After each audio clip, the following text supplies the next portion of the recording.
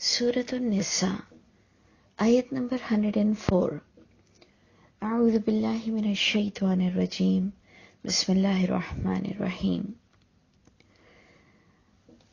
ہم اگر کانٹیکس میں دیکھیں تو جنگ کی بات ہو رہی تھی کہ ہمیں وہاں سے آیت ملی تھی. اگر آپ غور کیجئے آیت نمبر 71 سے ہم جو سورہ نساء پر ڈسکس کر رہے تھے کہ یا ایھا الذین آمنوا خذوا حذرکم، کہ اپنے ہتھیاروں کو سنبھال لو، پس نکلو.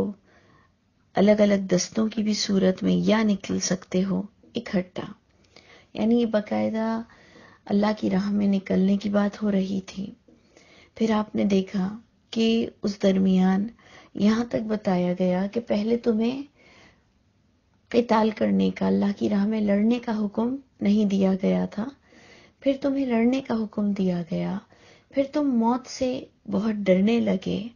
اور تمام یہ باتوں کو آپ اگر دوبارہ بار بار اگر آپ واقعی چاہتے ہیں کہ یہ قرآن کی آیتیں کانٹیکس کے ساتھ لوگوں تک بھی پہنچا سکیں، تو آج کی جو ہماری آیت ہے آیت 71 سے اس کو ضرور دیکھیے گا.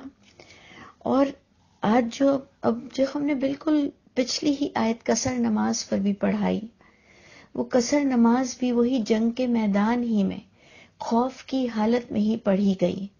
تو آپ دیکھیے کہ سب ریلیٹڈ آیتیں ہیں، سب انٹر ریلیٹڈ ہیں.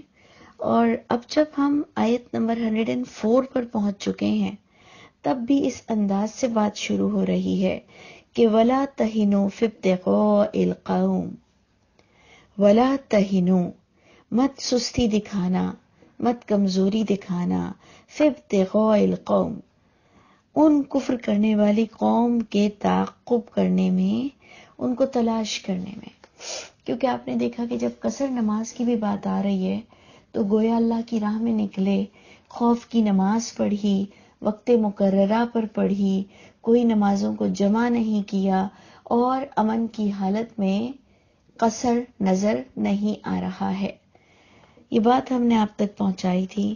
دوبارہ وہی چیز شروع ہو گئی کہ جب تم دشمن کا تعاقب کر رہے ہو، جب تم اللہ کی راہ میں نکلے ہو ان دشمنوں کا تعاقب کرنے، تو دیکھو سستی مت دکھانا.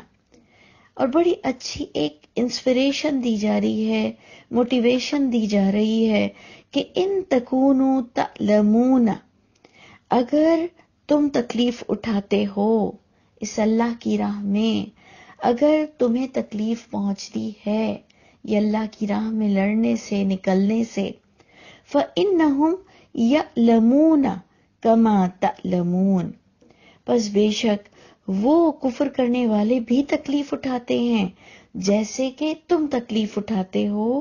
لیکن فرق دونوں کی تکلیف میں یہ ہے کہ وَتَرْجُونَ مِنَ اللَّهِ، تم تو اس تکلیف پر ریوارڈ لوگے، تو تم تو امید رکھ سکتے ہو اچھے اجر کی اللہ کی طرف سے. یعنی یہ کہ عام بات ہے جو ہم اپنے بچوں کو بچپن سے سکھاتے ہیں، یا ہم آپس میں میاں بیوی جب کبھی بھی ڈسکشن کرتے ہیں کہ دیکھو سچ بولا تو میں اپنے ٹارگٹ کو اچیو نہیں کر سکا، یا میں نے حلال چاہا تو میں اس کامیابی کو نہیں پہنچ سکا، تو ہم کہتے ہیں کوئی بات نہیں، آپ کو اجر تو ملے گا. اسی طرح اگر کوئی سچائی ہوتی ہے جس میں ہمیں بدنام کیا جا رہا ہوتا ہے تو ہم کہتے ہیں بدنام وہ غلط کرنے والے بھی ہوتے ہیں، اگر ہم بھی بدنام ہو رہے ہیں تو کوئی فرق نہیں پڑتا، معاملہ تو اللہ کے ہاتھ میں ہے، وکیل تو اللہ ہیں، جج تو اللہ ہیں، ساری انڈر آبزرویشن تو ہم اللہ کے ہیں، ہمیں تو اجر ملے گا. لیکن جو اس وقت کامیابی پا رہا ہے یا جو برائی کر کر بھی بدنام ہو رہا ہے اسے تو کوئی اجر نہیں ملتا، لیکن جو نیک کام کر کر بھی بدنام ہو رہا ہے اسے اجر تو ملے گا. یعنی ہم ایک دوسرے کو موٹیویٹ کرتے ہیں، جسے ہم سورہ اثر میں پڑھتے ہیں کہ وَتَوَاصَوْا بِالصَّبْرِ، کہ تم آپس میں جمے رہنے پر تلقین کیا کرو لوگوں کو یہ مت بتاؤ کہ اور نیک بنو اور اللہ والے بنو تو دیکھو پھر یوں ہی جوتے پڑیں گے. اس لیے میں کہہ رہا ہوں مت اتنا نیک بنو. یعنی ہم وتواصوا بالصبر نہیں کرتے. اور سورہ عصر کلیئر کہتی ہے کہ تمام قیامت کے دن لوگ گھاٹا پا جائیں گے سوائے وہ لوگ جن کے کانسیپٹ کلیئر ہوں گے، جو کانسیپٹ کے مطابق عمل کرتے ہوں گے، ٹیسٹ میں کامیاب ہوتے ہوں گے اور آپس میں مل جل کر قرآن پر ڈسکس کرتے ہوں گے. وتواصوا بالحق، آپس میں جڑ کر ڈسکشن کرتے ہوں گے. وتواصوا بالصبر، اور آپس میں مل جل کر ایک دوسرے کو اسٹیبل رہنے کی تلقین کرتے ہوں گے، انہیں شیلٹر دیتے ہوں گے، انہیں پرووائڈ کرتے ہوں گے اپنی طرف سے کچھ ہیلپ کسی بھی اعتبار سے. تو آپ دیکھیے کہ یہاں بھی ہمیں بہت اچھی طرح سے موٹیویٹ کیا جا رہا ہے کہ پہلی بات تو یہ بتائی جا رہی ہے کہ دیکھو اللہ کی راہ میں سستی مت کرو. دیکھیں ہم نے ہر آیت اپنے لیے لی کہ اگر اس زمانے میں وہ اللہ کی راہ میں نکلنے میں سستی کر رہے تھے، موت سے ڈر رہے تھے، ہجرت کرنا ضروری تھا، پھر ہجرت کر کر دین کے پورے اصولوں پہ چلنا بہت ضروری تھا، پھر اس میں جنگ اور جدال بھی بہت ضروری تھا، تو آج آپ کے اور میرے لیے دنیا کی تعلیم حاصل کرنا، پھر قرآن کو عربی زبان میں بیسک، ایک معمولی سی بیسک لینگویج کے ساتھ سمجھنا بہت ضروری ہے. غلط حدیثوں پر نگاہیں رکھنا بہت ضروری ہے. اپنے دشمنوں سے الرٹ رہنا بہت ضروری ہے کہ وہ آپ کو کسی جھوٹی حدیث سے اللہ کے رسول، اللہ تعالیٰ کے قانون کے خلاف نہ کر دیں، کیونکہ اللہ رسول کے قانون فقط قرآن ہے. انہوں نے، نبی کریم صلی اللہ علیہ وسلم نے ہمیں قرآن کے علاوہ اور کوئی کتاب نہیں دے کر گئے. تو ہمیں اپنے دشمنوں کا کھوج تو قرآن پکڑ کر ہی لگانا پڑے گا. تو آج ہمارے دور میں یہ جہاد ہے. تو آپ دیکھیے کہ جہاں ان لوگوں کے لیے بات آ رہی ہے کہ دشمن کے تعاقب میں سستی مت دکھانا، اگر تمہیں زخم لگتا ہے، تمہیں تکلیف اٹھانی پڑتی ہے اللہ کی راہ میں، تو انہوں نے باطل کی فیور میں تکلیف اٹھائی ہے. تمہیں تو پھر اس تکلیف پر، اس زخم پر، اس پریشانی پر اجر ملے گا، انہیں تو اس کا بھی اجر نہیں ملے گا. فَإِنَّهُمْ يَعْلَمُونَ كَمَا تَعْلَمُونَ، بے شک وہ تو تکلیف اٹھاتے ہیں جیسے تم تکلیف اٹھا رہے ہو اللہ کی راہ میں. وَتَرْجُونَ مِنَ اللَّهِ، اور تم تو امید رکھتے ہو اچھے اجر کی اللہ تعالی سے.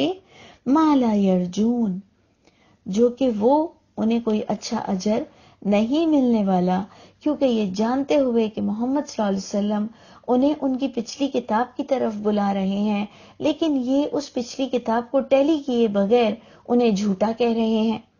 بالکل ہمارے والا معاملہ ہے کہ اگر ہم کسی کو قرآن کی آیت بتاتے ہیں جو کہ ہم نے پچھلی کسر کی آیت بتائی، وہ حدیثوں کی غیر مستند کتابیں اٹھاتا ہے اور کہتا ہے کہ کیا یہ سب فضول ہے. ارے بابا، ہم آپ کو کب کہہ رہے ہیں؟ ہم تو آپ سے کہہ رہے ہیں ٹیلی کرو قرآن سے. ہم کس کسی کو فضول کہہ رہے ہیں؟ ہم تو اسی کو فضول کہہ رہے ہیں جو قرآن کے خلاف ہو. تو آؤ اٹھو، قرآن سے چیک کرو.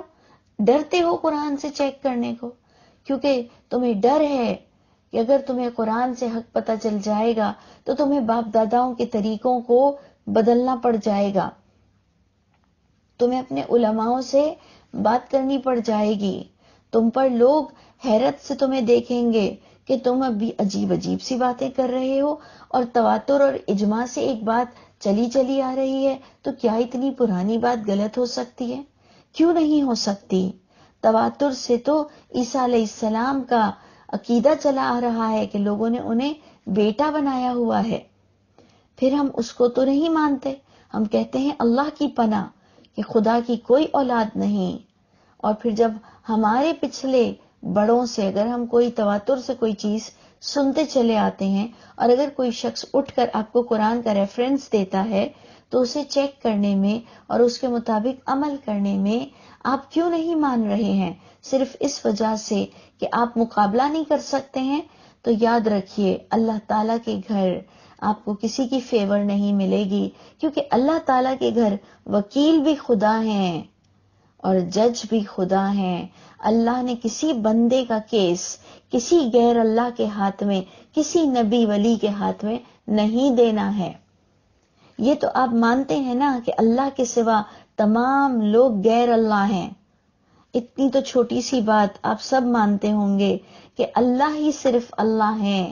اللہ تعالیٰ کے علاوہ انبیاء ہوں، اولیاء ہوں، وہ سب غیر اللہ ہیں. اور غیر اللہ نہ وکیل ہوں گے نہ جج ہوں گے. وکالت بھی اللہ کے ہاتھ میں، ججمنٹ بھی اللہ کے ہاتھ میں، کیونکہ اللہ ہی جانتے ہیں.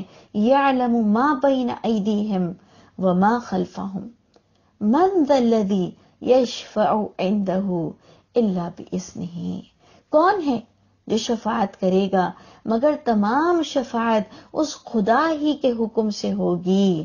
کیونکہ یعلم ما بین ایدیہم وما خلفہم، کیونکہ پوری ٹوٹل آپ اور میں اللہ کے انڈر آبزرویشن ہے. ہمیں کوئی بھی غیر اللہ اندر سے اور باہر سے نہیں جانتا. تو اس لیے آیت کو غور سے دیکھیے اور غور کرتے جائیے کہ ہم کسی سطح سے شرک میں تو ملوث نہیں ہیں. آپ غور کیجئے کہ بڑی پیاری بات بتائی جا رہی ہے کہ سستی مت دکھاؤ دشمنوں کے تعاقب میں، چاہے کہ انہیں جس طرح کا تعاقب کرنا پڑا، چاہے کہ آج مجھ کو اور آپ کو جس طرح کا تعاقب کرنا پڑ رہا ہے، جس طرح سے ہمیں اپروچ کرنی پڑ رہی ہے. ہمیں سستی نہیں دکھانی، ہمیں حق بولنا ہے.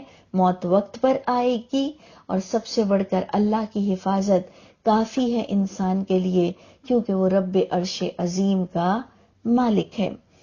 تو بڑی پیاری بات بتاتے ہوئے اللہ فرماتے ہیں وَكَانَ اللَّهُ عَلِيمًا حَكِيمًا، کیونکہ اللہ ہی ہر بات کو جاننے والے ہیں اور اللہ ہی بڑی حکمت سے کام لیتے ہیں.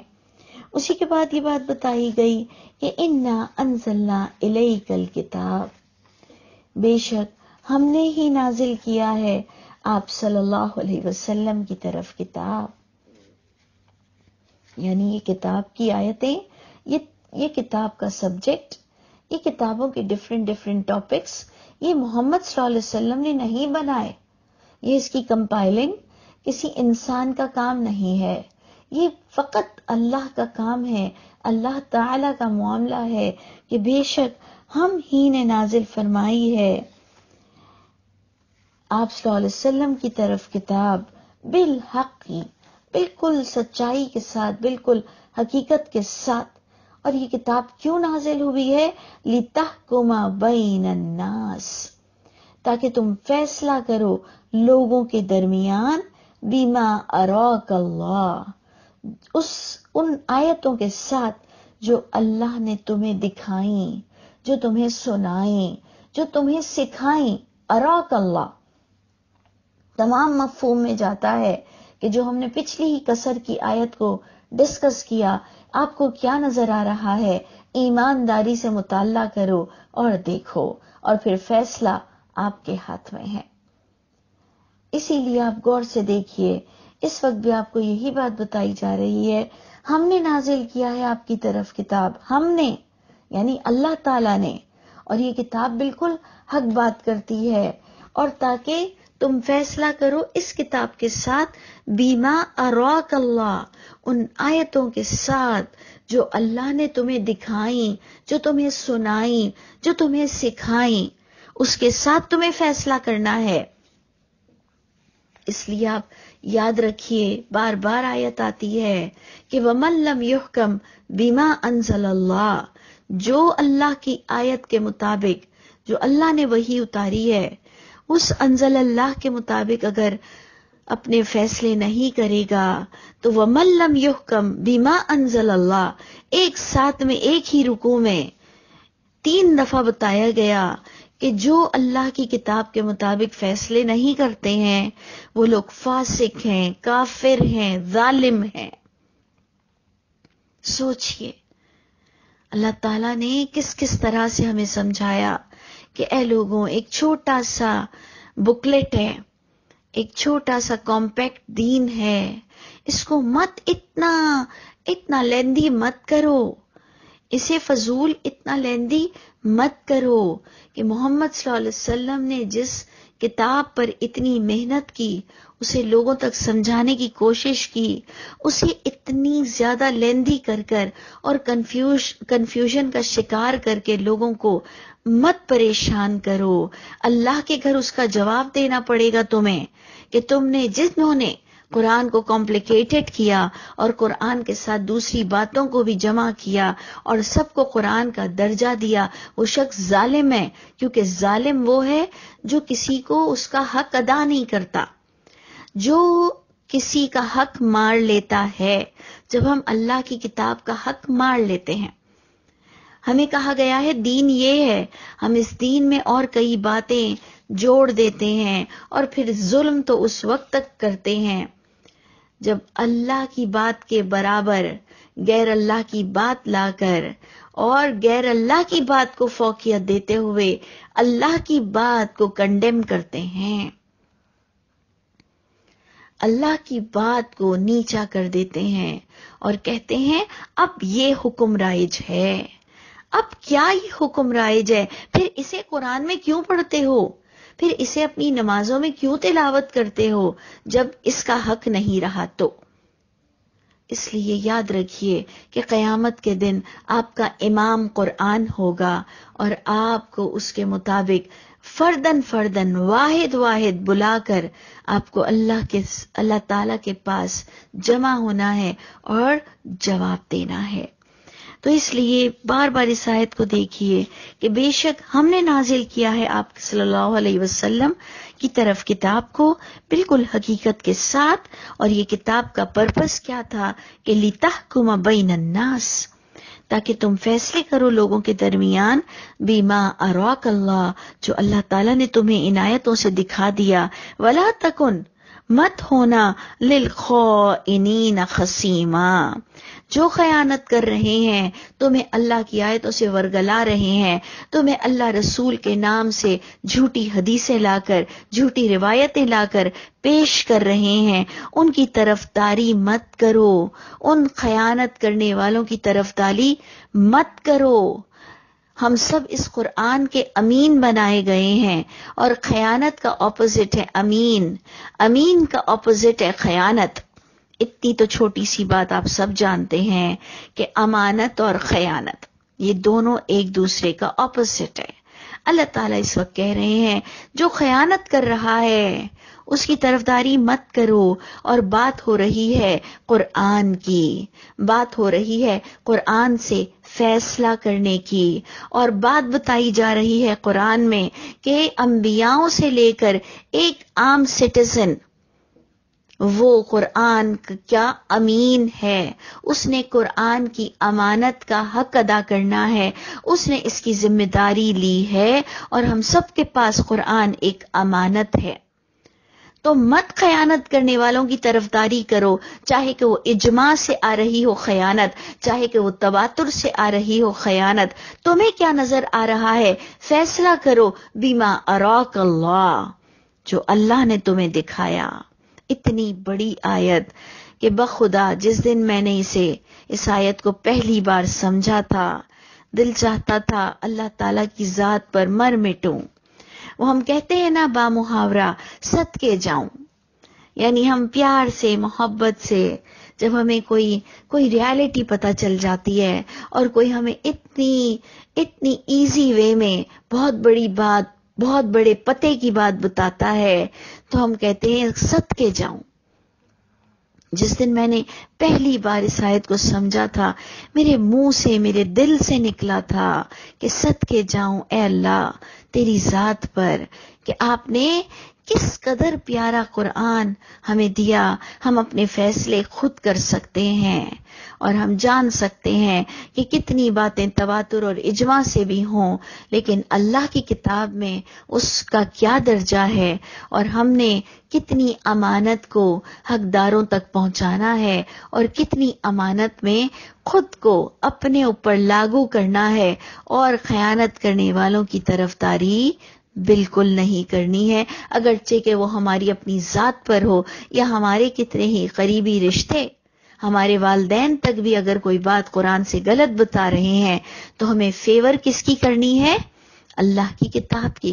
اور یہ کامن سی بات ہمارے ماں باپ نے ہمیں بچپن سے سکھائی کہ بیٹا دیکھو حق کی بات کرو، چاہے کہ وہ تمہارے ماں باپ پر ہو، چاہے کہ وہ تمہاری اولاد پر ہو. دیکھو سچ بولو، دیکھو سچوں کا ساتھ دو، دیکھو خیانت مت کرنا. تو پھر آج جب ہمیں اللہ نے قرآن پڑھنے کے قابل کر دیا، پھر ہم کیسے خیانت کریں اس اللہ کی ذات پر، کیسے اس کی بات میں خیانت کریں، کیونکہ قیامت میں تو ہم اکیلے ہوں گے.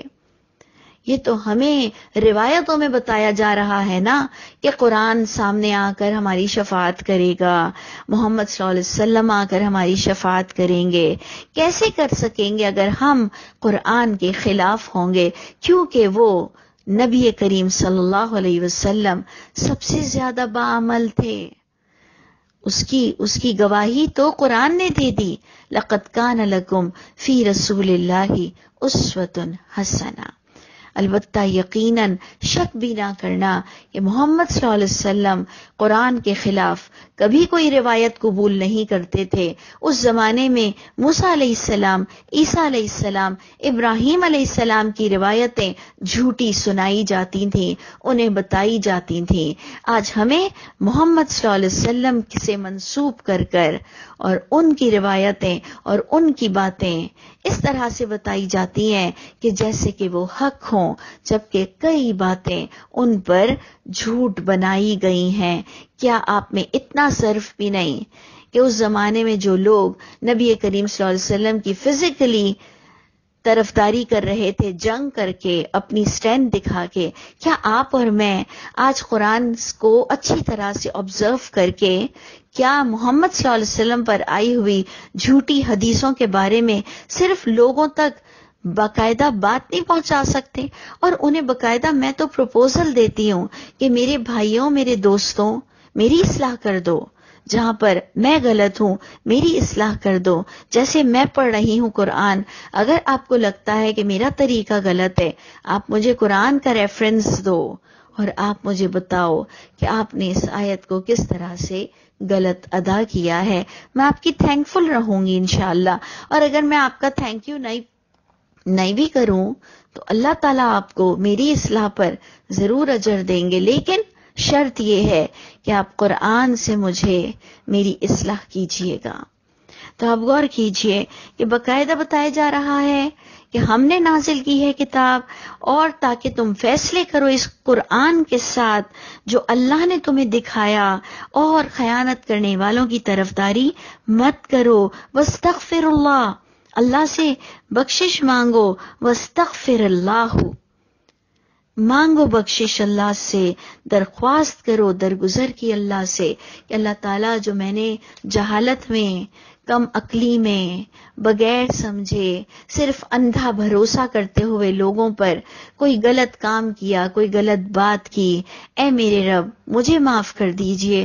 اب میں آپ کو اچھا بن کر دکھاؤں گا. تو بخشش مانگو اللہ سے. ان اللہ کان غفور الرحیم.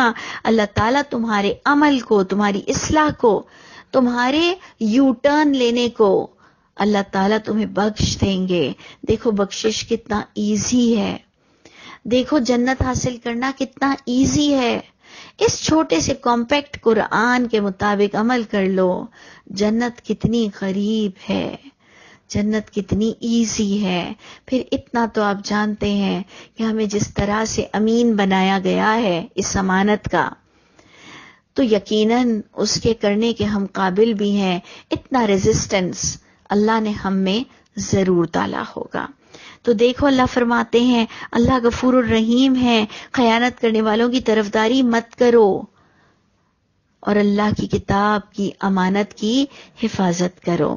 اور پھر بڑے پیار سے ہمیں اللہ تعالیٰ بتا رہے ہیں کہ اے لوگوں، دیکھو دنیا میں تو تمہاری طرفداری مل جاتی ہے کہ اگر تم اللہ کے رسول پر جھوٹی حدیثیں بیان کرتے ہو تو تمہیں لوگ بھی کہتے ہیں نہیں یہ صحیح کہہ رہے ہیں، نہیں یہ تو بہت بڑے بڑے عالم کہتے ہیں، نہیں یہ تو فلاں کتابوں میں درج ہے، تمہیں بہت سی فیور مل سکتی ہے. لیکن اے لوگوں سوچو، اللہ کے گھر کس کی مجال ہے کہ وہ غلط بات پر تمہاری فیور کر سکے گا؟ اے لوگوں، اس قیامت سے پہلے، اپنی موت سے پہلے اپنا فیصلہ خود کر جاؤ۔ اس قیامت کے فیصلے کا انتظار مت کرو۔ اس قیامت کے اور اپنی موت سے پہلے تمہیں خود اپنا فیصلہ کرنا ہے کہ میں نے کس طرح سے اللہ کی کتاب کے مطابق عمل کرنا ہے۔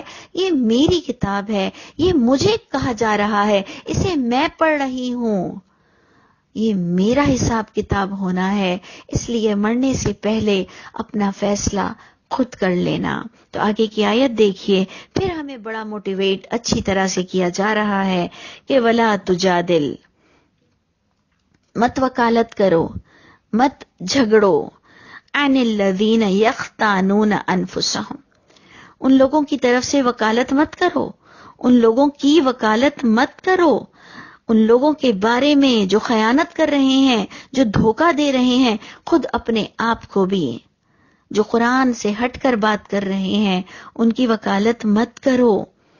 ان اللہ لا یحب، اللہ تعالیٰ محبت نہیں کرتے ہیں، اللہ تعالیٰ تم سے پیار نہیں کریں گے، اللہ تعالیٰ تمہیں پسند نہیں کریں گے، اللہ تعالیٰ تمہیں محبوب نہیں بنائیں گے۔ من کان خوانا عفیما، جو ہے خیانت کرنے والا اس امانت کی، اس امانت کے اندر مت گڑبڑ گھوٹالہ مچاؤ، مت نان اوتھینٹک کو اوتھینٹک کر کے دکھاؤ۔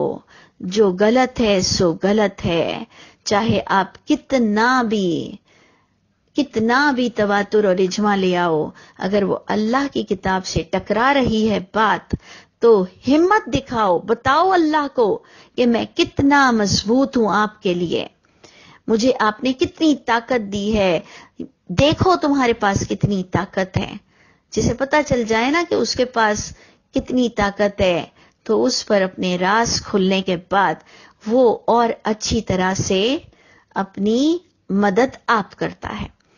ایک وقت تک ہمیں یہ پتا نہیں ہوتا کہ ہم یہ بھی کر سکتے ہیں، جب ہمیں یہ ریلائز ہوتا ہے کہ اچھا مجھ میں اتنی طاقت ہے، میں اتنا بایونک ہوں، تو پھر وہ اپنی اسٹرینتھ کو اور اچھی طرح سے استعمال کرتا ہے۔ آپ بھی دیکھیے، آپ بڑے بایونک ہیں، آپ میں بڑی طاقت ہے، مجھ میں بھی بڑی طاقت ہے، بس اللہ تعالیٰ مجھے اور آپ کو اپنے گناہوں کے کرتوتوں میں پھنسنے سے بچا لے، اپنے آپ کو گناہوں میں جھونکنے سے ہمیں اپنے آپ کو اللہ ہمیں توفیق دے کہ ہم اپنے آپ میں شیطان نہ بن جائیں اور اپنے نبی پر جھوٹی باتیں نہ کریں۔ تو اس لیے غور کیجیے، آپ بڑے طاقتور ہیں، اس لیے اللہ تعالیٰ فرما رہے مت وکالت کرو ان لوگوں کی طرف سے جو خیانت کر رہے ہیں، جو دھوکہ دے رہے ہیں اپنے دلوں کو، اللہ رسول کی غلط باتیں بتاتے ہیں لوگوں کو۔ ان اللہ لا یحب، اللہ تم کو محبوب نہیں رکھیں گے، اللہ تم سے پیار نہیں کریں گے۔ جو خیانت کرتا ہے، جو گناہ کرتا ہے اور اپنے فرائض میں کوتاہی برتتا ہے۔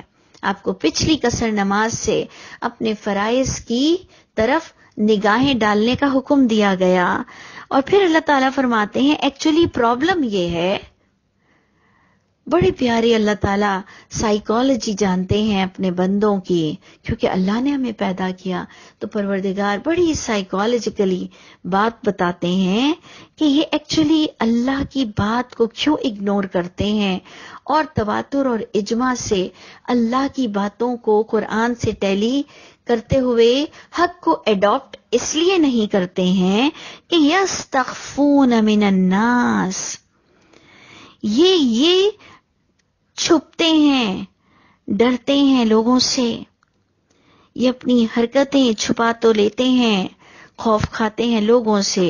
ولا یستخفون من اللہ، لیکن یاد رکھنا کہ اس وقت تو تم اپنے آپ کو اپنی طرفداری وصول کر لو گے لوگوں کی حامی اور لوگوں کی باتیں لے کر، لیکن یاد رکھنا کہ یہ اپنی حرکتیں آج لوگوں سے تو چھپا سکتے ہیں لیکن نہیں چھپا سکیں گے اللہ سے۔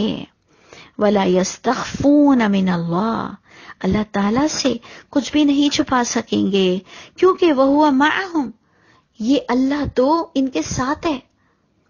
اِذْ يُبَيِّتُونَ، جب بھی یہ مشورے کرتے ہیں، راتوں رات مشورے کرتے ہیں، جب بھی یہ مشورے کرتے ہیں، ما لا یرضی من القول، وہ باتیں کرتے ہیں جو اللہ نے پسند نہیں کی باتوں سے۔ قول کیا ہے؟ اقوال کیا ہیں؟ قرآن مجید ہے۔ یہ اس قرآن کے خلاف باتیں کرتے ہیں، جھوٹی روایتیں بناتے ہیں، جھوٹی حدیثیں بیان کرتے ہیں۔ اسی لیے تو کہا جاتا ہے 6 لاکھ میں سے 6000 چنی گئیں۔ اس لیے اے لوگوں، ریسرچز کے کام کو بند مت کرو۔ دنیا کی مفاد کے لیے تو ریسرچز کو جاری رکھتے ہو، اللہ کی کتاب کے لیے اپنی ریسرچز کے دروازوں کو بند کیوں کر دیا ہے؟ دیکھو اپنے ہی فائدے کی بات ہے۔ دیکھو کہ اللہ رسول پر کوئی جھوٹ نہ بولے۔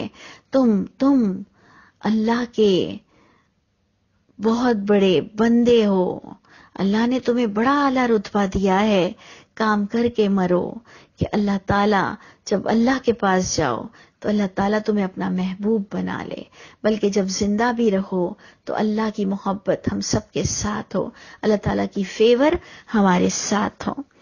تو اللہ فرماتے ہیں یہ چھپا سکتے ہیں اپنی حرکتیں لوگوں سے، لیکن نہیں چھپا سکیں گے اللہ سے، کیونکہ اللہ ان کے ساتھ ہے۔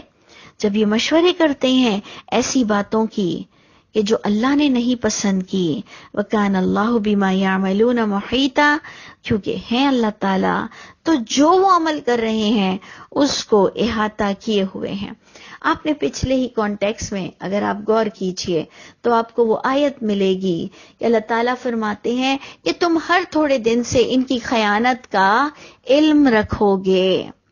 اگر تم قرآن پر اپنا فوکس رکھو گے تو ہر تھوڑے دن سے خیانت کرنے والوں کے پولز تمہیں پتہ چل جائیں گے، تمہیں ان کی باتیں پتہ چل جائیں گی کہ کون سی چیز قرآن کے خلاف جا رہی ہے۔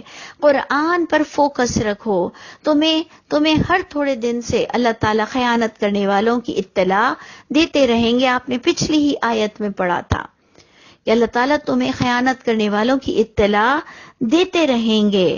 تو ہمارا کام ہے قرآن پر فوکس کرنا، اللہ کا کام ہے کہ ہماری شرح صدر کریں گے، ہماری مدد کریں گے۔ اور اسی کے ساتھ بڑی خوبصورت آیت ہے کہ اللہ فرماتے ہیں کہ ہا انتم ہا اولائی، ہاں تم وہ لوگ ہو کہ تم اللہ کی کتاب کو مانتے ہوئے بھی، یعنی آپ آیت نمبر 70 سے اس سے پہلے سے تھوڑا سا بار بار گو تھرو ہوا کریں اگر آپ واقعی اچھی طرح سے سمجھنا چاہتے ہیں کہ یہ وہ لوگ تھے جو اللہ کی کتاب کو مانتے تھے، کہتے تھے کہ ہم اللہ کی کتاب کو مانتے ہیں، ہم پچھلی کتابوں کو بھی مانتے ہیں، لیکن بیچ میں دین میں گڑبڑ مچا رہے تھے، خیانت کر رہے تھے۔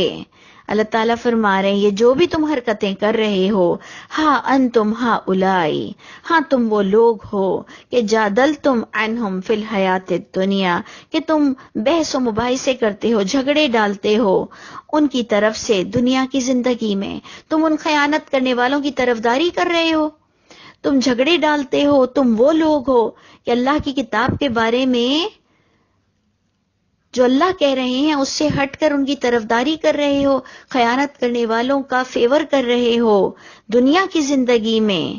فَمَن يُجَادِلُ اللَّهَ، کون جھگڑا کر سکتا ہے اللہ سے، ان کی طرف سے، عنہم، فَمَن يُجَادِلُ اللَّهَ عنہم یوم القیامہ، لیکن کون جھگڑا کر سکتا ہے اللہ کے ساتھ ان کی طرف سے قیامت کے دن؟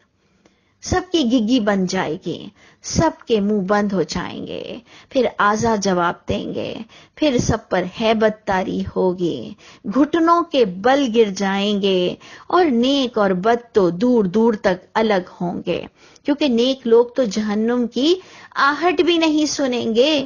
ہم کس خوش فہمی کا شکار ہیں کہ ہمارے لیے فلاں نبی کی فیور آ جائے گی یا فلاں ولی کی فیور آ جائے گی، وہ نیک لوگ تو الگ ہی جگہ پر ہوں گے، پا بھی نہیں سکو گے، ہم ان کو پا بھی نہیں سکیں گے۔ تو اللہ تعالیٰ ہم جہاں کہیں خیانت کر رہے ہیں، ہم جہاں کہیں غلطی پر ہیں، اے ہمارے رب ہماری اصلاح کر دیجئے، ہمیں نیک لوگوں میں جیتے جی شامل کر لیجئے، اور مرے بھی تو اس حال میں کہ ہم نیک لوگوں میں داخل ہو جائیں بڑی پیاری بات اللہ بتاتے ہیں کہ تم وہ لوگ ہو کہ جھگڑ رہے ہو، ان کی طرفداری کر رہے ہو دنیا کی زندگی میں۔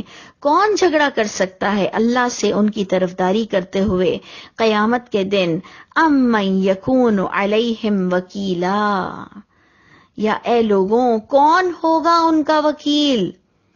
ان پر کون وکالت کر سکے گا جن کی آج تم وکالت کر رہے ہو؟ یہ تمہاری وکالت، تمہاری طرفداری، یاد رکھو صرف دنیا تک ہے۔ تم کسی اکیلے کو اکیلا کر دیتے ہو، تم کسی کم انسانوں کو جو حق بول رہے ہیں انہیں دنیا میں تو تم لان تان کر کے فتوے جاری کر سکتے ہو، مار بھی سکتے ہو، بہت کچھ کر سکتے ہو۔ قیامت کے دن کیا کرو گے؟ یاد رکھو فیصلہ اللہ کی کتاب سے ہوگا، کیونکہ ابھی پھر آپ اس آیت 109 کے اینڈ میں آپ نے پھر یہ بات پڑھی کہ کون ان کا وکیل ہوگا، کیونکہ وکیل بھی اللہ کی ذات ہے۔ اور اس سے پہلے بھی اگر آپ دیکھ لیجئے تو آپ کو یہی بات بتائی گئی کہ وَكَفَى بِاللَّهِ وَكِيلًا۔ اگر آپ کانٹیکسٹ پر پھر تھوڑی نظر ڈال دیں تو آپ کو یہی بات ملی تھی، کفا باللہ وکیلا، اللہ ہی کافی ہیں وکالت کے لحاظ سے۔ تو اے لوگوں، قرآن بتا رہا ہے کہ وکیل بھی اللہ ہیں اور جج بھی اللہ ہیں۔ اگر کہ قرآن کہتا کہ وکیل بھی کوئی اور ہوگا تو پھر لازماً ہم اچھے وکیل ضرور تلاش کرتے، لیکن اللہ فرماتے ہیں سارے بندوں کا فیصلہ اللہ تعالیٰ کریں گے۔ تو اللہ تعالیٰ ہمیں نبی کریم صلی اللہ علیہ وسلم کے اسوہ کے مطابق اور ان پر جو نازل ہوئی ہے قرآن اس کے مطابق ہمیں عمل کرنے والا بنائے، ہمیں کامیاب لوگوں میں سے کر دے انشاءاللہ تعالیٰ۔ اللہ تعالیٰ ہم سب کے حامی و ناصر۔